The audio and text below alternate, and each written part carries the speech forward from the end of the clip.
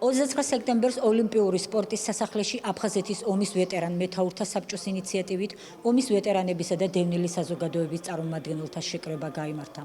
შეხვედრის მონაწილეებმა წუთიერი დუმილით პატივი მიაგეს საქართველოს ტერიტორიული მთლიანობისათვის ბრძოლებში დაღუპულ მეომართა და თანამებრძოლთა ხსოვნას.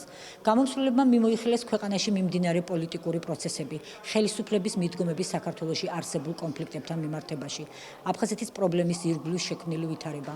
ასევე ისაუბრეს დევნილთა სოციალურ პრობლემებზე, აღინიშნა მათი სიმრავლე და ხელისუფლებას პრობლემების გადაჭრისკენ მოუწოდეს. შეხვედრის მონაწილეებმა ხაზი გაუსვეს აგრეთვე საქართველოს ხელისუფლების სწორკურსს დევნილთა საცხოვრებელი ბინებით უზრუნველყოფის საქმეში. თავის მხრივ ომის ვეტერანებმა აღნიშნეს, რომ ბოლო წლებში შეინიშნება ომის მონაწილეთა და დაღუპულთა ოჯახის წევრებისადმი მეტი მზრუნველობა, რომლის დასტურადაც გაზრდილი სამხედრო პენსიები და ფულადი კომპენსაციები, ასევე ვეტერანთა დასახმარებლად გაწეული არაერთი პროგრამა დაასახელეს.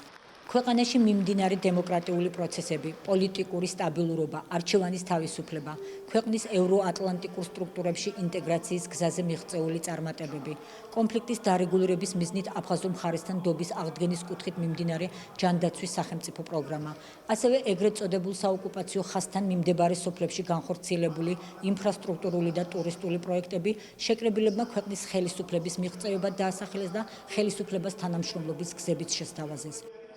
ჩვენი შეხვედრა აფხაზეთიდან და სამაჩაბლოდან დევნილების, ასევე ომის ვეტერანების კიდევ ერთხელ ცხადყავს, რომ ჩვენ გვახსოვს აფხაზეთის სამხრეთ ოსეთი, ჩვენ არასოდეს არ შევეგუებით, რომ საქართველოს ერთიან მთლიანობის შემადგენლობაში არ იყოს ან ერთი ან მეორე და ჩვენ პატივს მივაგებთ დაღუპული ბეჭდების ხსოვნა, ჩვენ გვახსოვს აფხაზეთი და ნურავის ეკრება მაგის იმედი, რომ თვითონ ჩვენ როდესმე თუნდაც დევნილები, თუნდაც არადევნილები საქართველოს მოსახლეობა შეეგუება საქართველოს არსებობა საერთოდ აფხაზეთიდან და სამაჩაბლოს შეკრებას საქართველოსა და აფხაზეთის ავტონომიური რესპუბლიკის ხელისუფლების წარმომადგენლებიც ესწრებოდნენ, რომლებმაც თავის მხრივ დევნილებს მადლობა გადაუხადეს იმ მოთმინებისა და გამძლეობისთვის, რაც წლების განმავლობაში გადაიტანეს.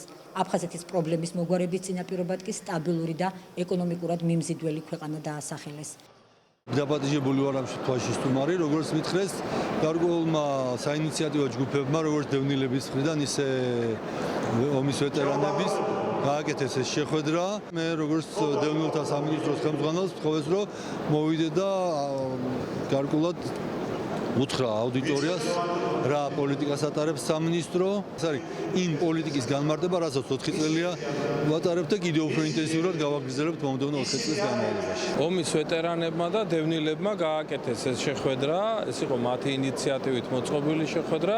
ისინი ღირსეულად თავაწეულები ივლიან ამ ქვეყანაში, როგორც ერთ-ერთი ყველაზე დამსახურებული კატეგორია ჩვენი ქვეყნის, იმიტომ რომ მათ იბრძოლეს ქვეყნის თავისუფლებისთვის, იბრძოლეს ქვეყნის ტერიტორიული მთლიანობისთვის, იბრძოლეს საქართველოს ინტერესებისთვის და ეს ადამიანები დასაფასებელი ადამიანები არიან. კონფლიქტის მოგვარების კუთხით ჩვენ გვაქვს ძალიან მძიმე მემკვიდრეობა, ეს იცით ძალზე კარგად ყველა დევნილმაც, ყველა ვეტერანმაც.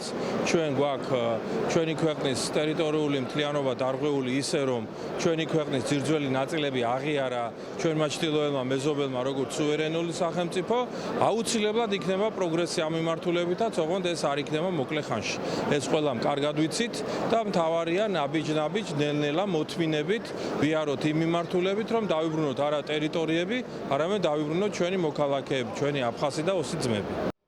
ომის ვეტერანებმა თავიანთ გამოსვლებში აღნიშნეს დევნილი საზოგადოების კონსოლიდაციის აუცილებლობა და აფხაზეთის პრობლემის მოგვარების პროცესებში დევნილთა როლისა და ჩართულობის გაზრდაზეც ისაუბრეს. ეს იყო დევნილთა შეკრება, დევნილი ვეტერანებისა და დევნილი საზოგადოების. ჩვენ ვილაპარაკეთ იმაზე, რა პრობლემებიც არის. ჩვენ ვილაპარაკეთ, როგორ უნდა გადავწყვიტოთ ეს პრობლემები. რა უნდა გააკეთოს ხელისუფლებამ, რა უნდა გავაკეთოთ ჩვენი ვალი როგორ უნდა მოვიხადოთ, ხელისუფლებამ თავის ვალი უნდა მოიხადოთ. და როგორი იქნება ეს პროცესი, რომელიც ამას უზრუნველყოფს. ეს საკითხები მე მგონი საკმაოდ კაფეოდ და ჩამოყალიბებულად იქნა ნათქვამი. ჩვენ ერთობლივად ვიმუშავებთ პროგრამას და მას ქვია კონფლიქტის დარეგულირების პროგრამა. ეს იქნება ერთობლივი ნაშრომი საქართველოს ხელისუფლების, დევნილთა საზოგადოების და ვეტერანების.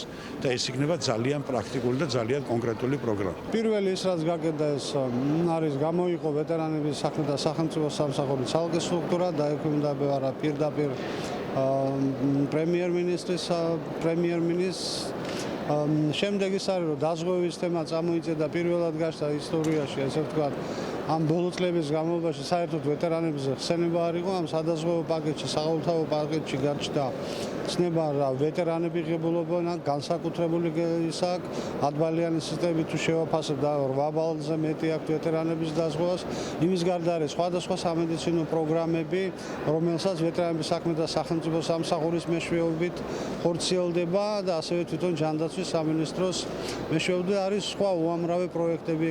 უფრო მეტად ჩართული უნდა იყოს დევნილი საზოგადოება ამ პრობლემის მოგვარებაში. ერთად უნდა ავაშენოთ ჩვენი ქვეყანა და მაქსიმალურად კონფლიქტის მოგვარების საკითხებში ჩვენ საზოგადოებას, დევნილებს, მათ შორის ვეტერანებსაც აქვს ძალიან დიდი რესურსი ადამიანებთან ურთიერთობის.